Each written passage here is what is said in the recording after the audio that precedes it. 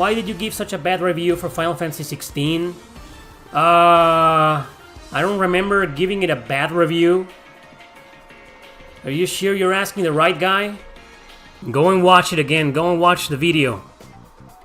And pay attention to what I'm saying. Don't come here and sound like a fucking easily offended fanboy of the game, okay? Don't do that. We hate people like that in this chat and in this channel. Don't do that, man. Go and pay attention to what I'm saying about Final Fantasy 16, and you'll realize I didn't give it a bad review. The video you did, there you go. No, pay attention. It's always people like you, man, that sound like fanboys. I mean, come on, dude. It's like I go out and say, you know, this water is amazing. I love it. I love the battle, the design. I love this. It's amazing. I love it.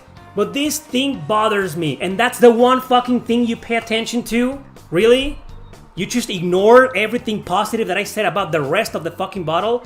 That's what you did. Did you hear about the Xbox Series X refresh? Slim is all digital. I watched a video about that, and first and foremost, isn't it too soon to really, I mean, forget about the fact that it's a digital-only console. Isn't it too fucking soon to release it? I mean, the Xbox Series X is barely 3 years old, and now they're releasing a brand new console?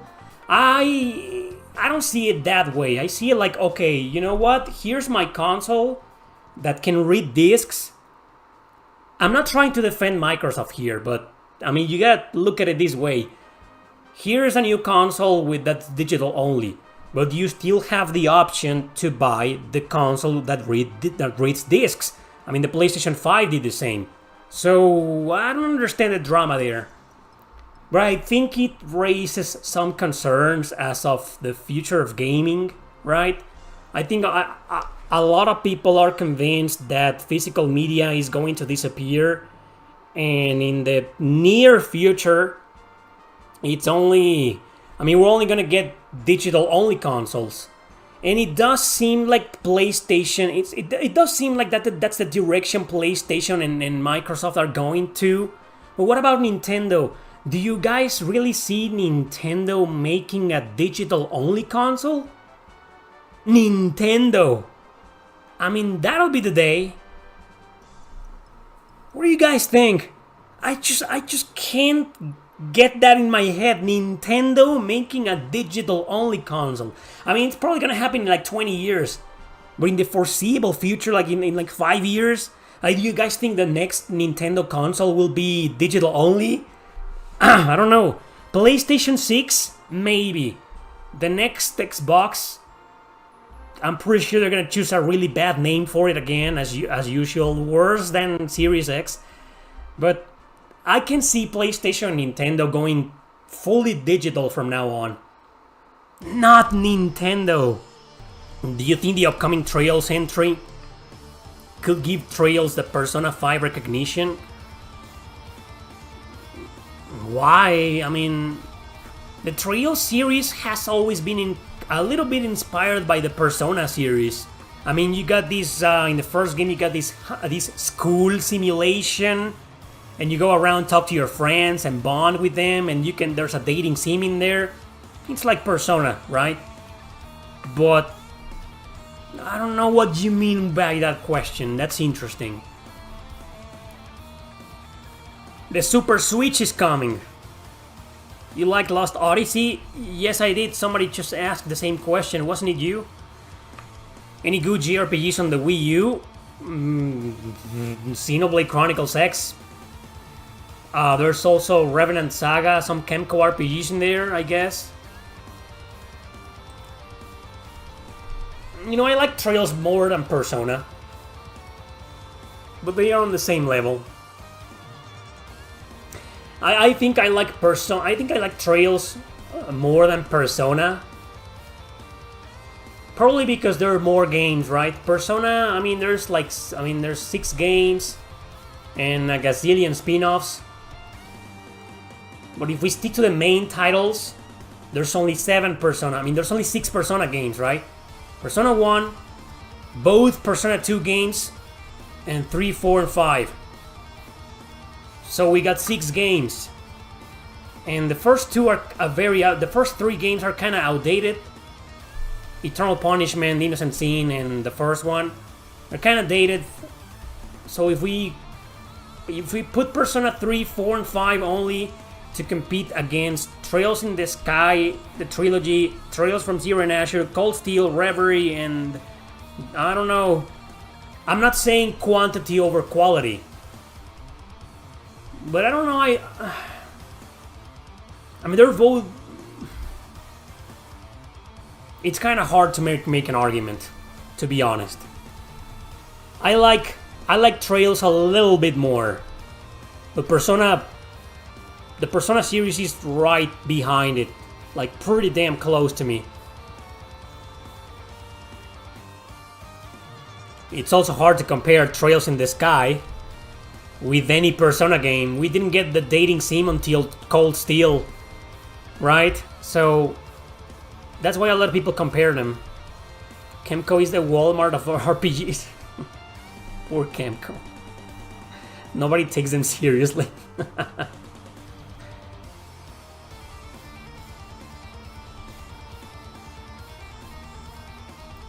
I love Persona. Pretty addictive series. Pretty well written stories.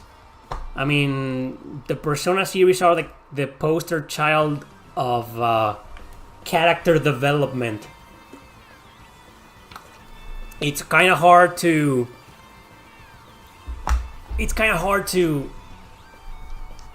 to reach that level, you know, of character development in a JRPG. The Trails have it too. Maybe Xenoblade, you know, but yeah, I mean, how do you reach that level of character development from the Persona games? The Tales games, maybe? Trails, maybe? Some others, you know, but how about the Rhapsody? The Rhapsody trilogy. Nobody fucking cares, right? Yeah, I noticed.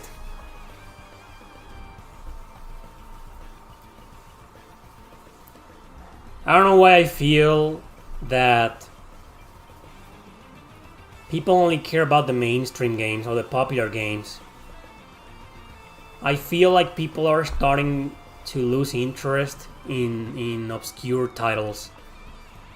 I used to make a lot of videos on that, and most of them were pretty successful, but this year I feel like my general audience, I'm not saying you guys, but if the shoe fits, let me know. I feel like people don't give a fuck about the obscure games, and I think there's 2 reasons because of that. The first reason, and when I say obscure games, of course I mean like hidden gems and, you know, all those RPGs with less attention. I think the 2 reasons are, one, because the retro market changed drastically. I used to go out and make a video about hidden gems on the PS2, and it will be, you know, successful. Maybe not that successful, but successful nonetheless, because I feel like people were paying attention to the list of games and saying, oh, okay, I can buy all of these games for like $20 each or $30 each. And they went to retro stores to look up for them, and they got them for a fair price. And whereas nowadays, you know, I make a video about hidden gems, and they're like, man, all of these games, half the list are exclusive to the console, and each game is like $80, and it's fucking expensive, right? But I also, yeah, that's one reason why I think the interest in hidden gems or obscure RPGs, you know, is dying out, has been dying out this year. But I think another reason is because there's just too many fucking RPGs nowadays. Too many indie RPGs, too many JRPGs, too many Western RPGs, and all of them, I mean, I don't know, 20 years ago you had 5 games within several months just competing for your attention, and a lot of people had the money to buy all 5, right? But nowadays it's like there's fucking 50 of them competing for your attention. 50 every month, maybe, I don't know, 10, 20 per month at least. And people are like, man, so what am I gonna do? and they get in your head. Like a lot of YouTubers making videos about these games, they become a trend. Some of them become a trend, some others don't. Some new JRPG releases, like, I don't know, Monochrome Mobius, for example, nobody gives a shit. But then comes Sea of Stars, and everybody and their mom and the internet's talking about it, so it becomes a trend. Same with Final Fantasy 16, and same with other JRPGs, and they're all there. Baldur's Gate 3, most recently, and they're all there competing for your attention, and it's like people only want to talk about those games, and people only care about those games, so the attention, you know, it gets stuck in those games. So I go out and talk about Lost Dimension or The Legend of Nayuta, no one fucking cares. It's kind of sad that we've gotten to this point where half the world is making RPGs. I mean, on one hand, you know, I'm happy because RPGs have gotten really fucking mainstream lately. I mean, whereas before, people only cared about Final Fantasy, and that's it, maybe Dragon Quest, right? That's it. But nowadays, people care more about Xenoblade, Persona, Shin Megami Tensei, you know, indie RPGs that have gotten way too popular, Chained Echoes, Sea of Stars, you know, holy shit, right? But that's starting to generate this other problem that there's so many games coming out at the same time that it's hard to pay attention. I mean, it's hard to get them all. I mean, what's your priority? Playing Sea of Stars or playing The Legend of Nayuta? I can make a poll right now, putting those two games to compete, and I'm pretty sure Sea of Stars will win. Because it's the game that that became a trend. So, yeah. You know how the title of this video is Now You Answer My Damn Questions? Well, answer my fucking question now. Why? I mean... Well, now I know the why. So what am I gonna do, guys, with this channel? I mean, am I to stop talking about hidden gems and RPGs? I'm not... Ignore today the video from 2 days ago. That's a different story. That's a compilation full of hidden gems from different genres. What I'm saying right now has nothing to do with that. But I kind of sense that there was a huge lack of interest in my video from Tuesday. Most people who watched that video only cared about Final Fantasy 16, and as soon as they realized that my review was just based on the demo, they clicked away. They didn't care. They didn't even notice there were other 4 games in there being reviewed. I mean, a lot of you watched the whole video. Thank you for that, and I'm pretty sure a lot of you clicked on the video and watched the 4 reviews, and when Final Fantasy 16 came out, you clicked away because you don't care for it.